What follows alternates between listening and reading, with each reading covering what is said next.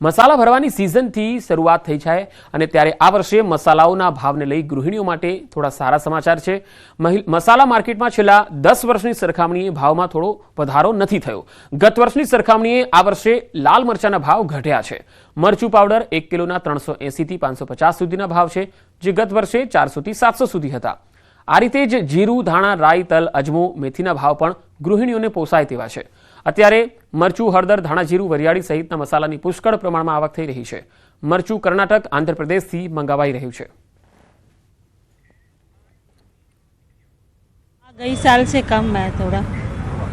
पिछले साल और महंगा था, उससे पिछले साल थोड़ा कम था, इस बार और कम आता है। ગયા વર્ષ કરતાં આ વર્ષે ભાવમાં 20% ઘટાડો હોય છે। ગયા વર્ષે ભાવ વધારો હતો, આ વખતે ઓછો ભાવ છે મરચામાં। મરચા અત્યારે કર્ણાટકથી આવે, મહારાષ્ટ્રથી। મરચાનું ઉત્પાદન વધારે એટલા માટે ભાવ ઓછો છે, 20% ડાઉન છે। રાજકોટના શાપર વેરાવળમાં બાઇક ચાલકે પોતાના જ બાઇકમાં તોડફોડ કરી। શાપર રોડ ઉપર બાઇક ચાલકે પોતાના જ બાઇક ઉપર પથ્થરા માર્યા। જાહેરમાં પથ્થર વડે ગાડીમાં તોડફોડ કરતા શખ્સનો વિડીયો પણ વાયરલ થયો છે। આ તસવીરોમાં તમે જોઈ શકો છો, શાપર વેરાવળ રોડનો આ વિડીયો છે જે સોશિયલ મીડિયામાં વાયરલ થઈ રહ્યો છે।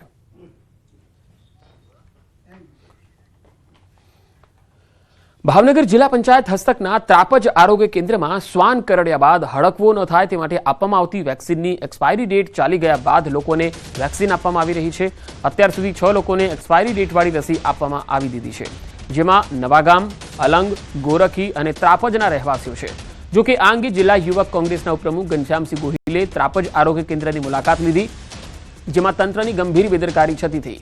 આ અંગે ભાવનગરના મુખ્ય જિલ્લા આરોગ્ય અધિકારીએ જણાવ્યું છે કે તપાસ કરી જવાબદાર સામે કડક કાર્યવાહી થશે। તમામ આરોગ્ય કેન્દ્રમાં એક્સપાયરી ડેટવાળી જે દવા છે એની પણ તપાસ થશે।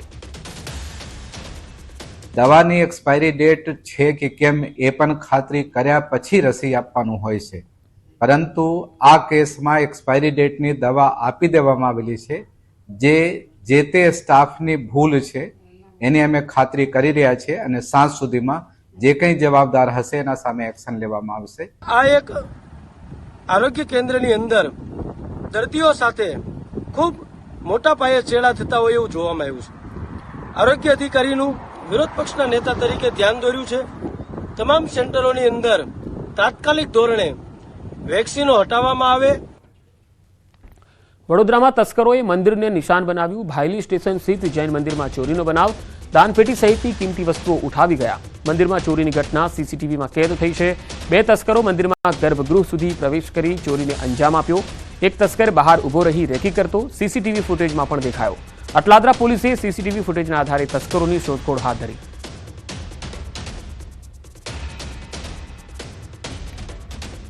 રાજ્યમાં વધુ એક સાયબર ફ્રોડની ઘટના સામે આવી। ઇન્સ્યોરન્સના નામે 7 કરોડ જેટલી રકમ પડાવી લીધાનો કિસ્સો સામે આવ્યો। વોટ્સએપ મારફતે આરોપી અને ફરિયાદી એકબીજાના સંપર્કમાં આવ્યા। અભયકુમાર નામના ફ્રોડે વડોદરાના રહેવાસી પાસેથી વધારે પૈસાના રિટર્નની લાલચ આપી કરોડો રૂપિયા પડાવી લીધા। ફરિયાદીને શંકા જતા સાયબર પોલીસમાં જાણ કરવામાં આવી। ગાંધીનગર પોલીસે ફરિયાદના આધારે દિલ્હીથી આરોપીની ધરપકડ કરી।